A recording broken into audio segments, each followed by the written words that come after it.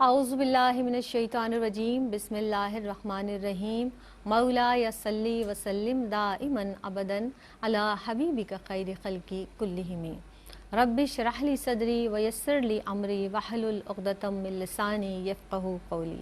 अस्सलामु अलैकुम वरहमतुल्लाहि वबरकातुहू। मेरी पहचान की एक नई एपिसोड के साथ आपकी खिदमत में हाजिर हैं। जनाब, हम ज़िंदगी गुजारते हैं, जब दुनिया में एक इंसान आता है तो उसको बहुत सारी खुशियाँ भी मिलती हैं, दुख भी हैं, परेशानियाँ भी हैं, मसाइब भी हैं, आलाम भी हैं, दर्द भी हैं।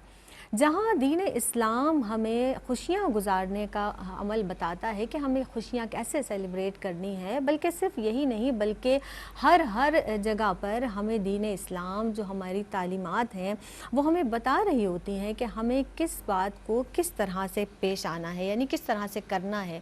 जब कोई हमें आदाब सिखाए जाते हैं, यानी गुफ्तगू के आदाब भी हमें बताए गए दीन इस्लाम में, हमने किस तरह से खाना पीना है ये भी हमारे आदाब हमें सिखाए गए। तो इसी तरह से दर्द और गम और तकालीफ़ में हमें क्या करना है ये भी तालीम हमें दीन इस्लाम देता है।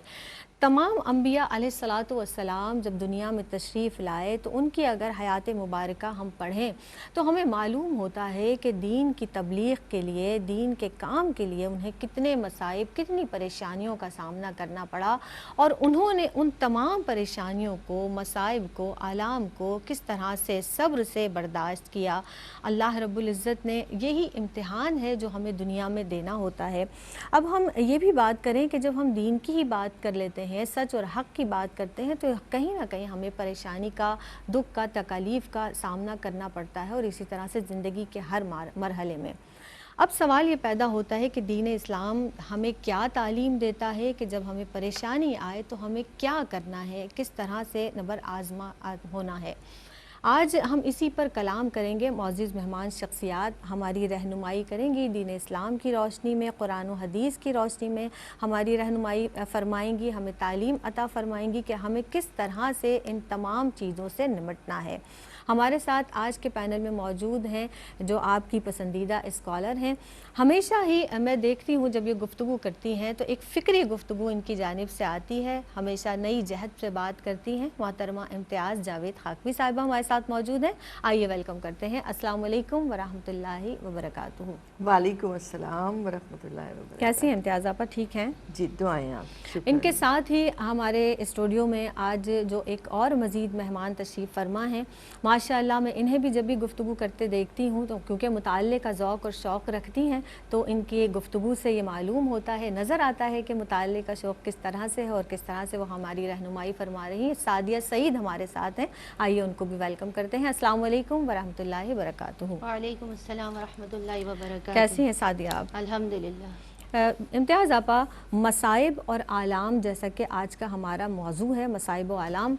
अब हम ये देखते हैं कि मसाइब और आलाम के ताल्लुक़ से, जब मैंने जिस तरह इब्तदाइया में भी बात की कि ज़िंदगी में एक हिस्सा है ये कि परेशानियाँ भी हैं, मसाइब भी हैं, दुख हैं, तकलीफ़ हैं, आप क्या फ़रमाएंगी इस ताल्लुक़ से? शुक्रिया ज़ैनब। बिस्मिल्लाहिर्रहमानिर्रहीम। अल्लाह रब्बुल इज़्ज़त ने कुरान मजीद में इरशाद फरमाया, वबलौनाहुम बिलहसनाति वस्सय्यात लअल्लहुम यरजिऊन। सदक़ल्लाहु मौलाना अज़ीम। देखें, हम ज़िंदगी में, दुनिया में जब आते हैं तो हमें जहाँ नेमतें अता होती हैं, अल्लाह रब्बुल इज़्ज़त ने इस दुनिया को साथ ही आजमाइशों और मसाइब से भी भर दिया। जब ये ज़हन में होता है कि ये इम्तहान गाह है, चूँकि उस इम्तहान से हमें गुजरना है, तो इसलिए वो रवैये हमारे लिखे जा रहे होते हैं कि हमने खुशी में क्या किया और गम में, मसाइब में क्या किया। जनरली हम मसाइब किन चीज़ों को कहते हैं? आप देखिए तो गुर्बत है, बेरोज़गारी है, औलाद नहीं है, औलाद नाफरमान है, या शादी ब्याह निकाह के मसाइल हैं, या दीगर आप ले तो हादसात हैं, आफात हैं, अमवात हैं। सही। ये वो चीज़ें हैं जिन्हें हम मसाइब व आलाम कहते हैं और जिन्हें खोल खोल के कुरान मजीद में बयान किया गया। अब एक अंदाज से आप यूँ भी देखें कि ये सारी वो जो मादी मसाइल को मैंने जिक्र किया, इसके अलावा ज़हनी आसाबी मसाइल और ज़हनी टार्चर करना किसी को, वो भी उसके लिए मुसीबत बन जाता है। सही। तो ये सब वो चीज़ें हैं जो हम सबको दुनिया में फेस करना पड़ती हैं और ये नहीं हो सकता कि एक ही फ़र्द पर सारे मसाइब आ जाए। सही। अब ये भी ज़हन में रखें कि 2 या 3 चीज़ों से उसे गुजरना पड़ता है। बच्चा जब दुनिया में आता है ना, तो आप देखें तो فرسٹ سٹیپ پر اس کو رلایا جاتا ہے، اس کو تھپڑ مارا جاتا ہے تاکہ زندگی کا احساس ہو۔ اور پھر آپ دیکھیں کہ جو ہی وہ اس مرحلے سے گزرتا ہے پرورش کے، تو کبھی اس کے پیٹ میں درد ہو رہا ہے، کبھی اس کی آنکھوں میں تکلیف ہے، کبھی اس کو بخار ہو رہا ہے، کبھی کچھ۔ ماں کو اپنے اندازوں سے سمجھنا پڑتا ہے، وہ زبان سے بتا بھی نہیں سکتا کہ اسے تکلیف کیا ہے۔ اور دوسری طرف آپ غور کریں تو وہ ماں لاکھ چاہے اس کی تکلیف خود نہیں لے سکتی، وہ پریشان ضرور ہوتی ہے مگر اس بچے کو وہ تکلیف سہنی ہے۔ وجہ یہ ہے کہ وہ دنیا میں آ گیا ہے، تو دنیا میں اس کا آغاز ہی اس کی برداشت سے ہو رہا ہے کہ کوئی بھی پریشانی آئے تو برداشت اس کے اندر فی نفس ہی پیدا ہو چکی ہو۔ وہ جب اس تکلیف سے گزرتا ہے تو اس میں برداشت اور صبر پیدا ہوتا ہے، خود بخود ہی ایک اللہ کا پروسیس ہے، وہیں سے ابتدا ہو رہی ہے، تربیت کی ابتدا ہو رہی ہے۔ اور آپ دیکھیں جو میں نے آیت مبارکہ پڑھی، اس میں دو چیزیں ہیں۔ اللہ نے فرمایا وَبَلَوْنَاهُمْ، ہم تمہیں آزمائیں گے، بالحسنات والسیئات، آسائشوں سے بھی آزمائیں گے۔ کسی کے پاس نعمتوں کے انبار لگے ہیں نا، آزمایا اسے بھی جا رہا ہے، والسیئات، اور مصائب سے، آلام سے، رنج سے، غموں سے، تکالیف سے تمہیں کیا آزمایا جا رہا ہے۔ تو پہلی بات یہ ہمیں یہ ذہن میں رکھنا چاہیے، کوئی بھی پریشانی آئی ہے تو ہماری آزمائش ہو رہی ہے۔ اور آگے کیا فرمایا، لعلہم یرجعون، تاکہ تم اللہ کی طرف رجوع کرو۔ تو اللہ کیا چاہتا ہے ہم سے کہ جب بھی کوئی پریشانی آئے تو ہم اپنے رب کی طرف رجوع کرنے والے ہوں، ہم زیادہ ذکر، زیادہ بندگی کرنے والے ہوں تاکہ ہم ان سے نکل سکیں۔ پھر آپ ایک اور انداز سے دیکھیں تو اللہ نے فرما دیا فَإِنَّ مَعَ الْعُسْرِ يُسْرًا، اور دو بار فرمایا کہ مَعَ الْعُسْرِ يُسْرًا، ہر تنگی کے ساتھ آسانی لگی ہوئی ہے۔ ہمیں یہ ذہن میں رکھنا چاہیے کہ آزمائش آئی ہے نا، اگر کسی قسم کی بھی ہے، مادی ہے، روحانی ہے، اعصابی ہے، ذہنی ہے، انفرادی ہے، اجتماعی ہے، تو ضرور اس کے ساتھ رحمت چھپی ہوئی ہے، رحمت ساتھ ہی ساتھ ہے۔ سوال یہ ہے کہ ہم اس آزمائش کو کیسے گزارتے ہیں کہ جلد سے جلد وہ نوازش میں بدل جائے۔ تو جتنی جلدی ہم نے سمجھا تبھی ہم اس سے بہتر گزر سکیں گے۔ پھر آپ دیکھیں تو مصائب آتے اس لیے ہیں تاکہ نعمتوں کا ہمیں احساس ہو۔ بیماری نہیں آتی تو ہمیں صحت کا احساس نہیں ہوتا، ہم غافل لوگ ہیں، ہم اس نعمت کی قدر نہیں کر رہے۔ بیماری آتی ہے تو اس کو پتہ چلتا ہے کہ یہ نعمت تھی، دن آتا ہے تو رات کا پتہ چلتا ہے۔ تو ہر پریشانی ہمیں نعمت کا احساس دلانے کے لیے آتی ہے۔ سیکنڈلی یہ کہ آپ دیکھیں تو بچے بھی، کوئی ماں سارے بچوں سے پیار کرتی ہے، کوئی ایک بچہ بیمار ہو اس پہ زیادہ توجہ ہوتی ہے، تو جس پر پریشانی آتی ہے رب اس کی طرف زیادہ، اس کی رحمت متوجہ ہوتی ہے اس کی۔ پھر ایک اور پہلو یہ ہے کہ ماں جب بچے کو آگ چھونے نہیں دیتی، اس کو روک لیتی ہے، تھپڑ مارتی ہے، وجہ یہ ہے اسے بڑے نقصان سے بچایا جائے۔ تو یہ چھوٹی پریشانی آپ کو بڑے پریشانیوں سے بچا۔ اور ویسے بھی آپا جب کوئی تکلیف پریشانی آتی ہے تو اللہ رب العزت اس سے پہلے برداشت کرنے کی طاقت عطا فرماتا ہے بندے کو۔ تو وہ رب کتنا کریم ہے، سبحان اللہ، کیا کہیں اس رب کی بارگاہ میں، ہم تو دعائیں ہی کر سکتے ہیں۔ سعدیہ آپ موجود ہیں، میں یہ ضرور چاہوں گی کہ آپ سرکار دو عالم احمد مصطفیٰ محمد مصطفیٰ صلی اللہ علیہ وسلم کی سیرت مبارکہ کی روشنی میں ہمیں بتائیں، کیونکہ آپ سرکار دو عالم صلی اللہ علیہ وسلم کی پوری زندگی میں بے شمار مثالیں ایسی ہیں کہ پریشانیاں آپ کی زندگی میں آئیں، کس طرح آپ نے اسے نبرد آزما ہوئے، اور کیا سیرت ہمیں تربیت دیتی ہے، کیا رہنمائی کرتی ہے سیرت مبارکہ ہماری، فرمائیے گا۔ اعوذ باللہ من الشیطان الرجیم، بسم اللہ الرحمن الرحیم، الصلاۃ والسلام علیک یا رسول اللہ وعلی آلک وصحابک یا حبیب اللہ۔ جی السلام علیکم۔ حضرت واصف علی واصف کی بات سے آغاز کروں گی کہ آپ نے بتایا کہ غم اور خوشی کیا ہے، اسے اگر سمجھ لیا جائے تو وہ کہتے ہیں کہ غم یہ ہے کہ بندہ اپنی مرضی اور اللہ کی مرضی میں فرق کرنے لگے تو یہ غم کا سبب بنتی ہے، اور جب وہ اپنی مرضی رب کی رضا کے لیے، رب کی مرضی کے لیے فنا کر دیتا ہے تو اسے خوشی نصیب ہوتی ہے۔ اب دیکھیے کہ مصائب اور آلام ہر شخص کی زندگی میں جب سے وہ پیدا ہوا ہے اور جب تک اس دنیا میں رہے گا، اس کو مال سے یا دیگر چیزوں سے آزمائش میں ڈالا جائے گا اور وہ مصائب و آلام میں گھرا رہے گا، اور جب وہ اس حالت میں رب کے پاس پہنچے گا تو ایسے پہنچے گا رب سے جب ملاقات کرے گا کہ وہ گناہوں سے پاک ہوگا۔ تو یہ زندگی کا ایک ساتھ ملا ہوا ایسا جزو ہے کہ مصائب اور آلام ہر شخص کے ساتھ ہوتے ہیں، لیکن فرق کیا ہے مومن اور کافر میں؟ فرق یہ ہے کہ جب کافر کے اوپر پریشانی آتی ہے، مصائب آتے ہیں، تو وہ ان میں گھر کر اپنے آپ کو بالکل چھوڑ دیتا ہے، ہر چیز سے وہ مایوس ہو جاتا ہے، اور یہاں تک بات پہنچ جاتی ہے کہ وہ خودکشی تک بات بھی چلی جاتی ہے۔ لیکن جب بندہ مومن پر کوئی آزمائش، کوئی مصائب، کوئی آلام کام آتے ہیں تو وہ ایک چٹان کی طرح کھڑا ہو جاتا ہے اور اسے یہ یقین ہوتا ہے کہ یہ میری تقدیر میں لکھا تھا، رب کی مرضی اس میں شامل ہے، تو جس حال میں بھی رب رکھے ہم اس میں خوش ہیں، تو اللہ رب العزت اس بات سے راضی ہوا کرتا ہے، خوش ہوا کرتا ہے۔ اب دیکھیے آقا علیہ الصلوۃ والسلام کی سیرت مبارکہ کی طرف دیکھیں تو حدیث مبارکہ میں ہمیں بارہا یہ بات پتہ چلتی ہے کہ آقا علیہ الصلوۃ والسلام نے فرمایا کہ جب کسی پر کوئی مصیبت آئے اور وہ پڑھے انا للہ و انا الیہ راجعون، تو اللہ رب العزت اس سے اس کی مصیبت کو بھی دور کرتا ہے اور اس سے بہتر اس کو صلہ عطا کرتا ہے جو وہ چاہ رہا ہوتا ہے۔ ایک مرتبہ آقا علیہ الصلوۃ والسلام کے یہاں چراغ بجھا تو ایک صحابی نے عرض کیا رسول اللہ صلی اللہ علیہ وسلم، کیونکہ آقا علیہ الصلوۃ والسلام نے پڑھا انا للہ و انا الیہ راجعون، تو صحابی نے عرضی پیش کی یا رسول اللہ صلی اللہ علیہ وسلم کیا چراغ کے بجھنے پر بھی یہ پڑھیں؟ تو آقا علیہ الصلوۃ والسلام نے فرمایا جس چیز سے بھی بندے کو دکھ پہنچے وہ اس کے لیے مصیبت ہے، اس لیے ہر مصیبت پر انا للہ و انا الیہ راجعون کو پڑھو۔ اور پھر بندے کو کوئی بھی دکھ، کوئی بھی تکلیف، کوئی بھی پریشانی کچھ بھی پہنچتا ہے، کوئی بھی رنج، غم، مصائب، آلام، اور وہ یہاں تک کہ اس کو کوئی کانٹا بھی چبھے اور وہ اس پر صبر اختیار کرتا ہے تو اللہ رب العزت اس کے گناہوں کو معاف فرما دیا کرتا ہے۔ اور پھر حضرت انس رضی اللہ تعالی عنہ سے مروی ہے کہ آقا علیہ الصلوۃ والسلام نے فرمایا کہ جتنی بڑی آزمائش ہے، جتنے بڑے مصائب ہیں، اتنا ہی بڑا اس کا صلہ ہے، اور جب اللہ رب العزت کسی گروہ سے محبت کرنے لگتا ہے تو پھر اسے آزمائش و مصائب میں مبتلا کرتا ہے، اور جو اس پر راضی ہوتا ہے رب اس سے راضی ہوتا ہے، اور جو اس سے ناراض ہوتا ہے رب اس سے ناراض ہو جایا کرتا ہے۔ اب یہاں پر ایک واقعہ بیان کروں کہ آقا علیہ الصلوۃ والسلام کی حدیث مبارکہ کا مفہوم ہے کہ اللہ رب العزت جب فرشتے کسی بچے کی جان نکال لیتے ہیں، بندے مومن سے وہ جگر کا ٹکڑا بچھڑ جاتا ہے، تو اللہ رب العزت فرشتوں سے سوال کرتا ہے کہ تم نے میرے بندے کے بچے کی جان نکال لی؟ تو فرشتے کہتے ہیں ہاں۔ اللہ رب العزت فرماتے ہیں تو اس پر کیا کہہ رہے تھے؟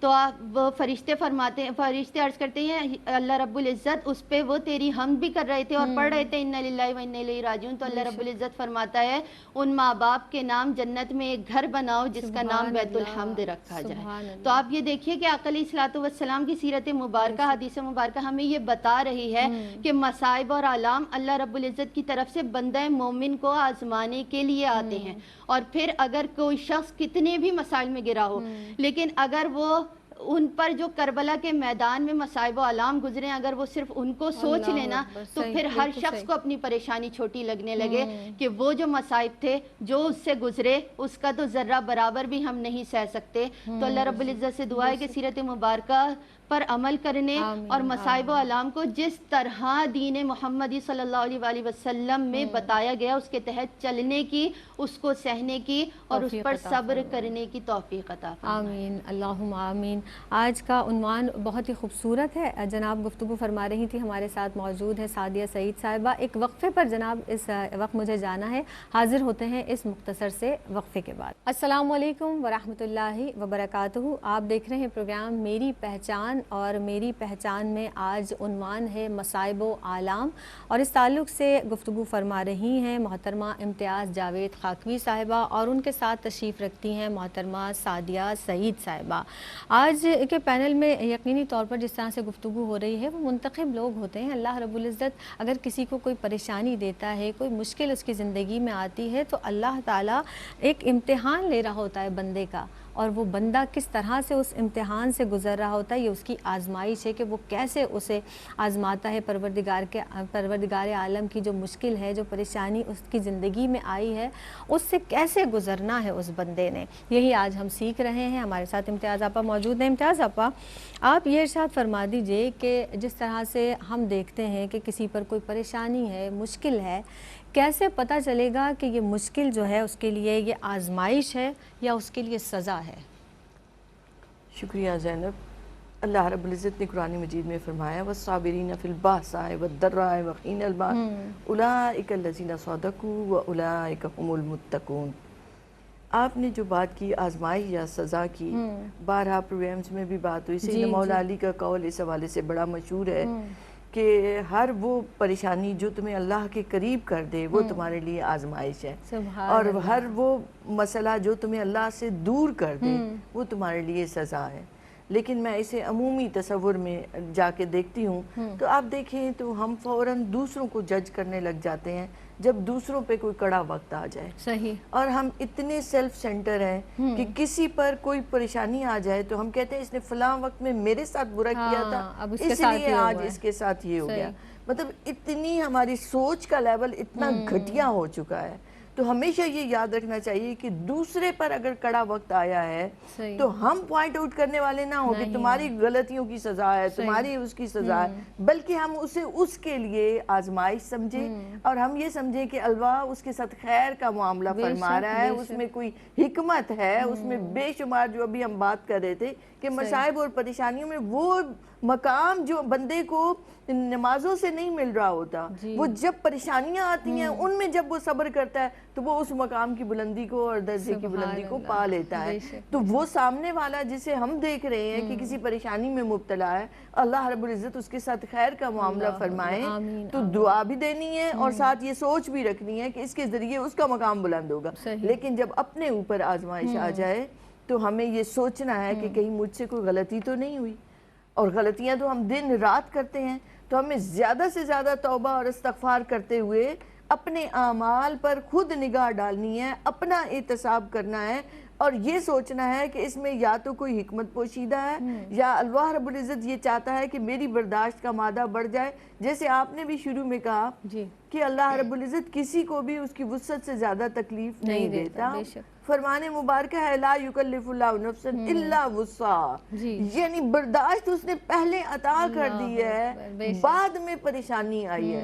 تو انسان اپنا خود جائزہ لے تو اس کے اندر وہ قوت وہ صلاحیت موجود ہے. اب کرتے کیا ہے ہم کہ کوئی پریشانی آتی ہے تو ہم یہ مجھ سے برداشت نہیں ہو رہی, مجھ سے برداشت. جب میں کسی سے یہ جملہ سنتی ہوں نا تو میں فوراً ضرور اس کو ٹوکتی ہوں کہ یہ جملہ نہ کہیں, آپ کے پاس ہے برداشت, یہ کوئی مسئلہ نہیں ہے, آپ اس سے گزر جائیں گے, آگے نعمتیں آپ کی منتظر ہیں. آپ اس طرف دھیان دیں کہ میرا رب عطا کرنے والا ہے, اس نے نعمتوں کے انبار لگائے تو ہم نے کس حد تک کس کمال درجے پر اس کا شکر ادا کیا ہے. ہم نے اس انداز میں شکر ادا نہیں کیا تو تھوڑی سی پریشانی بھی آئے تو جب آپ یہ سوچیں گے کہ یہ معمولی بات ہے, میں اللہ کا ذکر اور زیادہ کروں. اور میں نے ایک جگہ پڑھا تھا کہ دیکھیں پریشانی آتی ہے اور آپ ذکر کرتے ہیں تو پریشانی تھوڑی طویل ہو گئی ہے تو اللہ کو آپ کا ذکر پسند آ رہا ہے, وہ اللہ چاہتا ہے کہ آپ زیادہ سے زیادہ اس کے ذکر میں رہیں, تو ہم اور زیادہ دل لگا کر ذکر کریں تاکہ وہ آزمائش ہمارے لیے نوازش بن جائے. تو اس پریشانی کا تھوڑا سا عرصہ طویل ہو جانے سے آپ یہ نہ سمجھیں کہ بس میں تو دور ہو گیا رحمت حق سے, مایوسی نہیں آنی چاہیے, بلکہ آپ نے اور زیادہ ذکر کرنا ہے, اور زیادہ استغفار کرنا ہے. اور صبر والوں کے لیے انعامات کے انبار لگے ہیں. وبشر الصابرین ان اللہ مع الصابرین, خوشخبریاں سناؤ. اور یہ جو میں نے آیت مبارکہ پڑھی والصابرین فی البأساء والضراء وحین البأس, اس میں ساری پریشانیاں آ جاتی ہیں, سختی میں, تکلیف میں, مصیبت میں, جنگوں کے وقت میں, آفات میں جو صبر کرتے ہیں. فرمایا اولئک الذین صدقوا واولئک هم المتقون, یہی سچے لوگ ہیں, یہی تقوی والے لوگ ہیں. گویا اس ایک صبر کے ذریعے ظرف کا پیمانہ بڑا ہو گیا, برداشت بڑی ہوگی. جو آج ہم کہتے ہیں نا اعلیٰ ظرف, جو اعلیٰ ظرف ہوتے ہیں ہمیشہ جھک کے ملتے ہیں, سرائی سر نگوں ہو کر بھرا کرتی ہے پیمانہ. تو وہ اعلیٰ ظرفی آتی ہی صبر کے ذریعے, آتی ہی پریشانیوں میں سے گزر کے وہ بندے کو سٹرانگ بنا جاتی ہے, بہادر بنا جاتی ہے. تو ہمیں اپنا احتساب خود کرنا ہے اور اپنے اعمال پر نگاہ ڈالنی ہے. صحیح. اور جب صبر کرنے والوں کے ساتھ اللہ رب العزت ہے تو اس سے بڑھ کر ہمیں کیا چاہیے, اس رب کی مدد کے سے بڑھ کر ہمارے لیے کیا ہو سکتا ہے, اس رب کے ساتھ سے بڑھ کر ہمارے لیے دنیا کا اور کوئی ساتھ پھر اس کی ضرورت ہمیں پیش نہیں آتی. جب آپ لا لگا لیتے ہیں اور اپنا رابطہ اس رب سے مضبوط کر لیجئے اس وقت میں, پھر دیکھیے کہ وہ رب آپ کو کس طرح آسانی کے ساتھ اس مشکل سے نکال دیتا ہے. آج جس طرح سے آپ بھی بات کر رہی تھی امتیاز آپا, اب یہ ظاہر ایک تکلیف آئی ہے, پریشانی آئی ہے, ایک فطری عمل ہے کہ اس کا اظہار بھی کرنا ہے, اس غم کا کس طرح سے اظہار کیا جائے. آپ کیا بتائیں گی کہ اہل ایمان کو, جیسا کہ ہم نے آپا نے بھی کہا کہ ایمان مضبوط ہوگا نا, تو اہل ایمان کو کن آداب کا خیال رکھنا ہے, کس طرح سے اس کا لحاظ رکھنا ہے, یہ فرما دیجیے. بسم اللہ الرحمن الرحیم. دیکھیے دین اسلام مکمل ضابطۂ حیات ہے اور اس میں ہر پہلو یعنی اٹھنے بیٹھنے چلنے پھرنے سونے جاگنے جب ہر معاملے کی وضاحت موجود ہے تو پھر خوشی اور غمی دونوں کو بھی جس طرح سے کرنا چاہیے اس طرح کا حکم ہے اور ایک اعتدال میں رہ کر کرنے چاہیے۔ اور پھر یہ دیکھیے کہ ایک فطری عمل ہے، تکلیف آنا ایک فطری عمل ہے، مصائب میں گھرنا ایک فطری عمل ہے، اور اس میں جو غم کی شدت ہوتی ہے وہ بھی ایک فطری عمل ہے کہ آپ اگر کسی مشکل میں گرے ہیں تو اس میں غم زدہ ہونا ایک آپ کا یہ ایک فطری عمل ہے۔ تو جب آپ اس غم میں گر گئے ہیں تو پھر اس کے بارے میں شریعت مطہرہ ہماری مدد کرتی ہے، ہمیں بتاتی ہے کہ آقا علیہ الصلوۃ والسلام نے کیا فرمایا ہے، ان حالات میں کس طرح سے آپ نے سروائیو کرنا ہے۔ دیکھیے آقا علیہ الصلوۃ والسلام کے صاحبزادے حضرت ابراہیم بن محمد جاں کنی کے عالم میں آقا علیہ الصلوۃ والسلام کی گود مبارک میں تھے۔ آقا علیہ الصلوۃ والسلام غمگین تھے، آپ نے فرمایا کہ میں آپ کی اس دنیا سے جانے پر بہت غمگین ہوں، لیکن میری زبان سے وہی نکلے گا جس میں رب کی رضا ہوگی۔ تو آپ یہ دیکھیے ہمیں یہ ادب بتا دیا۔ پھر آقا علیہ الصلوۃ والسلام نے فرمایا غم کی کتنی بھی شدت ہو لیکن نہ کوئی چیخے چلائے، نہ گالوں کو اپنے نوچے، نہ تماچے مارے، کچھ بھی نہ کرے، کیونکہ کوئی بھی شخص ایسا کرتا ہے تو وہ ہم میں سے نہیں ہے۔ آقا علیہ الصلوۃ والسلام نے واضح طور پر بتا دیا کہ غم سب کے پاس آتے ہیں لیکن اس میں بھی کیا اعتدال پسندی اختیار کرنی ہے کہ اس کو اس حد تک رکھنا ہے۔ پھر آقا علیہ الصلوۃ والسلام نے یہ بھی فرمایا کہ 3 دن سے زیادہ سوگ نہیں ہے سوائے اس عورت کے کہ جس کا شوہر اس دنیا سے چلے جائے، اس کے لیے 4 مہینے 10 دن ہے۔ اب اگر آقا علیہ الصلوۃ والسلام کے صحابہ کرام کی سیرت کی طرف بھی ہم دیکھیں تو حضرت ابو طلحہ رضی اللہ تعالیٰ عنہ کے صاحبزادے بیمار تھے، آپ ان کو اسی بیماری کی حالت میں چھوڑ کر کام پہ چلے گئے۔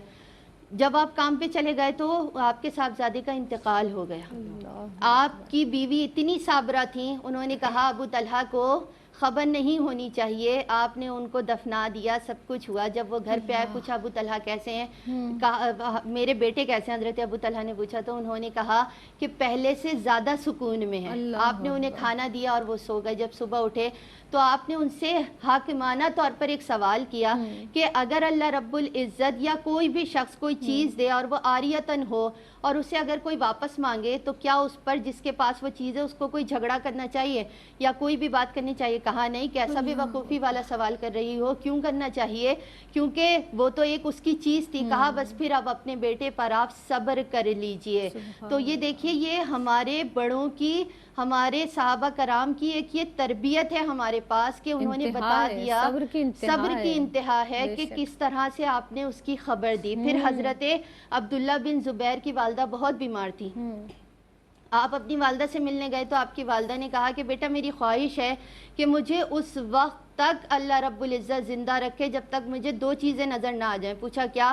کہا ایک یہ کہ جب تو شہید ہو تو میں اس پر صبر کروں، اور یا پھر یہ ہو کہ اگر تو فاتح لوٹے تو میں خوشی کا اظہار کروں۔ تو آپ شہید ہو گئے اپنی والدہ کی زندگی میں اور انہیں نیزے پر اونچا کیا گیا تھا، لیکن آپ اس پر بھی صبر و شکر کے ساتھ وہاں پر پہنچی۔ بہت ضعیف ہو چکی تھی، اس پر بھی آپ کے منہ سے حمد کے کلمے نکلے، صبر کے کلمے نکلے۔ تو یہ ہمارے اسلاف ہیں، یہ ہمارے صحابہ کرام ہیں کہ جن کے یہ سارے طریقے ہیں۔ ہم نے آج ان طریقوں کو چھوڑ دیا ہے تو ہم مصائب و علام میں مزید گھر گئے ہیں۔ آزمائشوں کے ساتھ ساتھ ہمارے اوپر کوئی دکھ، کوئی تکلیف، کوئی رنج غم آتا ہے یا ہم سے ہماری کوئی پیاری چیز، کوئی پیارا ہم سے جدا ہو جاتا ہے تو ہم اس پر اتنا شور کرتے ہیں۔ تو آپ یہ دیکھیے کہ ہمارا دین اسلام تو ہمیں بتا دیتا ہے کہ ہر چیز میں اعتدال پسندی اختیار کرو گے تو کامیاب رہو گے، رب کی راہ میں بھی کامیاب رہو گے اور ویسے بھی کامیاب رہو گے، یہاں بھی کامیابی ہے، آخرت میں بھی کامیابی ہے۔ تو اللہ رب العزت سے دعا ہے کہ غم اور خوشی کے آداب کو سیکھنے کی توفیق عطا فرمائے کہ جب جو مصائب آئیں تو کیسے گزرنا ہے، خوشی ہو نہ خوشی میں حد سے بڑھ جاؤ، نہ مصائب کو اتنا لمبا کر دو کہ اور زیادہ مشکلات میں گر جاؤ۔ اور یہ جو آپ نے امثال کے ذریعے بتایا نا سعدیہ، یہ کوئی چھوٹی مثال نہیں، یہ بتانے میں شاید ہم سے کہیں نہ کہیں ہم اس طرح نہیں سمجھ پائیں گے اس کو، لیکن واقعتاً ہمارے ساتھ تو کوئی چھوٹا سا معاملہ ہو جائے تو ہم پریشان ہو جاتے ہیں، ہم کہتے ہیں یہ مصیبت میرے لیے ہی کیوں آئی ہے، یا اگر کوئی پریشانی کسی پریشانی میں ہم دیکھتے ہیں تو فوراً جج کرنے لگتے ہیں، اچھا فلاں گناہ کی سزا مل رہی ہوگی. مطلب ہم اتنا جج کرنے لگتے ہیں لوگوں کو. اللہ رب العزت ہم پر رحم فرمائے. اور ہمیں یہ جو معاملات اگر ہماری زندگی میں آتے ہیں, ان معاملات کو کیسے برتنا ہے, یہ برتنا جو ہوتا ہے نا ناظرین, اس کو ہمیں ضرور سیکھنا ہے. اللہ تعالی ہمیں بہتر برتنے کی توفیق عطا فرمائے. ایک وقفے پر جناب ہمیں جانا ہے, حاضر ہوتے ہیں اس مختصر سے وقفے کے بعد. درد و آلام کا چارہ بھی وہی کرتے ہیں, درد و آلام کا چارہ بھی وہی کرتے ہیں, زخم گہرے سے بھی گہرا وہاں سل جاتا ہے, زخم گہرے سے بھی گہرا وہاں سل جاتا ہے. اور رب سے زہرا کے وسیلے سے طلب کرتا ہوں, رب سے زہرا کے وسیلے سے طلب کرتا ہوں, جو بھی درکار مجھے ہوتا ہے مل جاتا ہے, جو بھی درکار مجھے ہوتا ہے مل جاتا ہے. مصائب و آلام آج کا ہمارا عنوان ہے, اور بہت ہی خوبصورت گفتگو ہماری مہمان شخصیات اس تعلق سے فرما رہی ہیں. امتیاز آپا, مایوسی کفر ہے یہ بھی کہا جاتا ہے, اور یقینی طور پر ہم اس بات پر یقین بھی رکھتے ہیں. اس پر کچھ کلام فرمائیے, کچھ روشنی ڈالیے گا. شکریہ زینب. اللہ رب العزت نے سورہ زمر میں ارشاد فرمایا, قل یا عبادی الذین اسرفوا علی انفسہم لا تقنطوا من رحمت اللہ. بے شک کہ اے حبیب آپ اپنی زبان مبارک سے فرما دیجئے کہ میرے بندو تم نے گناہ میں حد سے بڑھ گئے. لا تقنطوا من رحمت اللہ کی رحمت پھر بھی تمہیں پکار رہی ہے, اللہ کی رحمت سے مایوس نہ ہونا. اب یہ دیکھیں تو انسان گناہ کرتا ہے, غلطی کرتا ہے, اور جب مایوس ہو جائے تو گناہوں میں حد سے بڑھنے لگ جاتا ہے کہ اب تو کوئی چارہ ہی نہیں. تو یہ مایوسی یہ آئی کہاں سے ہے؟ آپ آغاز دیکھیں تو حضرت آدم علیہ السلام کو جب بنایا گیا تو شیطان نے ان سے حسد کیا. تو شیطان کی 3 تھیں علامتیں. ایک یہ ابا واستکبرا کہ اس نے انکار کیا, نافرمانی کی, اس نے تکبر کیا. اور تیسری جو چیز آتی ہے کہ اسے ابلیس کا نام ہی اس لیے دیا گیا کہ وہ اللہ کی رحمت سے مایوس ہو گیا. تو ان 3 باتوں کی وجہ سے وہ اللہ کی رحمت سے اس بارگاہ سے دور ہو گیا. گویا آج مایوسی کوئی آتی ہے تو وہ شیطان کی طرف سے ہے, یہ شیطانی صفت ہے, اور یہ اللہ کی رحمت سے دور کر دیتی ہے. اور اللہ رب العزت نے واضح الفاظ میں فرمایا کہ کچھ بھی حالات ہو جائیں تو اللہ کی رحمت سے مایوس نہ ہونا. اور جب انسان میں مایوسی آتی ہے تو اس کے آپ اپوزٹ دیکھیں تو اس کا اللہ پر توکل نہیں رہا. ہم کہتے ہیں کہ ایمان کا حصہ ہے, اگر بھروسہ اور یقین نہ ہو اللہ پر تو ایمان کیسا؟ اس کا مطلب یہ ہے کہ اس پر بھروسہ رکھنا ہے اور یہ سوچنا ہے کہ حسبنا اللہ و نعم الوکیل نعم المولا و نعم النصیر, میرے لیے اللہ کافی ہے. اور اتنی خوبصورت آیات مبارکہ میں ایک جگہ اللہ نے فرمایا کیا اللہ بندے کے لیے کافی نہیں ہے؟ اللہ اکبر. تو جتنے بھی پریشانی آئے آپ اسے بہت بڑی سمجھ رہے ہیں تو وہ بڑی ہوتی چلی جا رہی ہے. آپ سمجھے یہ معمولی سی ہے, میرا رب اسے دور فرمائے گا. رب کی رحمت کی طرف دھیان دیں, اپنی فکر لگائیں, سوچ لگائیں, تو وہ فوراً آپ سے اس کی جگہ نعمتیں عطا فرمائے گا. تو کرنا کیا ہوتا ہے؟ اپنی فکر کو, اپنی سوچ کو بدلنا ہوتا ہے. میں اسے یوں سمجھتی ہوں کہ جیسے آپ باریک دھاری دھار تلوار کے اوپر کھڑے ہیں, آپ کی ذرا سی سوچ آپ کو اس طرف لے جاتی ہے, اور اچھی سوچ آپ کو نوازشوں کی طرف لے جاتی ہے. اگر آپ مایوس ہو جاتے ہیں تو یاد رکھیں یہ انسان کو کفر تک لے جاتی ہے, کیونکہ اللہ پر ایمان کمزور ہوتا چلا جاتا ہے, اور انسان خودکشی تک چلا جاتا ہے. اور خودکشی کیا انتہائی کبھی فعل ہے, بدترین خیانت ہے. آپ نے اس زندگی کی نعمت کی قدر نہیں کی جو اللہ نے آپ کو عطا کیا ہے. تو اللہ نے ہمیں ساتھ بتایا ان اللہ علی کل شیء قدیر. ساری دنیا کے دروازے بند ہو جائیں تو وہ ایک دروازہ ہے جو کھلا ہوا ہے 24 گھنٹے ہفتے کے 7 دن, کوئی لمحہ ایسا نہیں ہے ہم پکار نہیں رہے اسے صحیح طریقے سے. اللہ اکبر. تو اگر آپ پر پریشانی زیادہ آ جائے تو اس کا مطلب یہ ہے کہ آپ اللہ کی طرف زیادہ دل سے, زیادہ یکسوئی سے رجوع کرنے والے بنے, مناجات کرنے والے بنے, گریہ کرنے والے بنے. اس سے کیا ہوگا کہ فوراً ہی وہ چھٹ جائیں گی پریشانیاں. اللہ آپ کو ایسا اطمینان قلب عطا فرمائے گا, ان آزمائشوں کو بھی بدل ڈالے گا. آپ کے مقام اور درجات بھی باطنی طور پر بلند ہو جائیں گے, آپ کے اندر وسعت بھی آ جائے گی, آپ کا حوصلہ بھی بڑھ جائے گا, آپ کے اندر شجاعت بھی آ جائے گی, فقط ان پریشانیوں میں ویسے گزرنے سے جیسے اللہ بتا رہا ہے. تو ہمارا کرنے کا کام یہ ہے کہ ہم کبھی بھی مایوس نہ ہوں، ہم اللہ کی طرف رجوع کرنے والے بنیں، اپنی فکر اپنی سوچ کے ذریعے اسے معمولی سمجھے. ظاہراً ہمیں جتنی بھی بڑی لگ رہی ہے، جب آپ کی سوچ نے اسے معمولی قرار دے دیا تو وہ معمولی ہو گئی. آپ نے دوران گفتگو ایک بات کہی نا کہ بندہ خودکشی تک چلا جاتا ہے. اب یہ کیا ہے، ڈپریشن کی بہت بڑی قسم ہے کہ جب اور فی زمانہ ہم دیکھ رہے ہوتے ہیں. سعدیہ آپ سے بھی میرا یہ سوال ہے کہ ہم بہت زیادہ لوگوں کو ڈپریشن میں پرابلمس کا جب شکار ہوتے ہیں لوگ تو اسٹریس انزائٹی بہت زیادہ ہو جاتی ہے اور ڈپریشن میں چلے جاتے ہیں لوگ. کیا ان جو پرابلمس سے کیسے نکلیں؟ دین اسلام ہماری اس تعلق سے کیا رہنمائی کرتا ہے، آپ فرما دیجئے. بسم اللہ الرحمن الرحیم. ایک بات اگر میں آغاز میں سمجھاؤں کہ دیکھیے ہر بیماری کو ڈپریشن نہیں کہا جا سکتا. صحیح ہے. اور پھر دوسری بات یہ کہ پہلے اس بات کو سمجھ لیں کہ ڈپریشن آیا کہاں سے ہے، پھر اس کا سدباب ڈھونڈیں کہ کرنا کیا ہے. دیکھیے جب میاں بیوی کے آپس میں تعلقات ہوتے ہیں اور پھر جب اگر شوہر سختی کرنے والا ہو، عورت کو مارجن دینے والا نہ ہو، اور جب وہ ماں بننے والی ہو، تو وہ جب اسٹریس में رہتی ہے تو وہ بچے میں وہ چیزیں ڈیلیور ہوتی ہیں. تو جب بچہ پیدا ہوتا ہے تو وہ پیدائشی ڈپریس پیدا ہوتا ہے، اور جب وہ ڈپریشن کا اتنا شکار ہوتا ہے. آج کل ہمارے سائنسی دور میں، ٹیکنالوجی دور میں ہمارے یہاں معاملات یہ ہو گئے ہیں کہ ہم نے بچوں پہ دھیان دینا چھوڑ دیا ہے. دیکھیے آقا علیہ الصلوۃ والسلام کی حدیث مبارکہ کے مفہوم ہے کہ اپنے بچوں کو بھی عزت دو، تکریم دو. کیونکہ جب آپ ان کو وہ دیں گے تو وہ پلٹ کر آپ کو وہ دیں گے. ہمارے یہاں آج بچوں کو توجہ دینا ماں باپ نے چھوڑ دیا ہے. کہ ہمارے ہاں ہوتا یہ ہے کہ ہم نہیں کہتے کہ آپ مستقل طور پر اپنا موبائل فون یا دیگر چیزیں بند کر کے رکھ دیں، لیکن جو بچوں کا پراپر ٹائم ہے، فیملی ٹائم جو کہلاتا ہے، وہ ضرور دیں. کیونکہ ان کو نہیں ملے گا تو وہ آپ سے دور ہوں گے. جب وہ آپ سے دور ہوں گے تو وہ ڈپریشن کا شکار ہو جائیں گے. دیکھیے ہمارا دین اسلام یہ کہتا ہے کہ 7 سال کی عمر سے بچے کو بتاؤ نماز کیا ہے. 10 سال میں سختی کرو. اسے 10 سال کا مارجن دے رہا ہے کہ وہ ماں باپ کے ساتھ گھل مل جائے، ہر اپنی اچھی بری بات شیئر کر سکے. لیکن آج ہمارے یہاں افسوس کے ساتھ یہ بات کر رہی ہوں کہ والدین کے پاس وقت نہیں ہے بچوں کے لیے. تو جب ہم بچوں کو ان کا جو گولڈن ٹائم پیریڈ ہے جب وہ نہیں دے رہے تو بچہ ڈپریشن کا شکار ہے.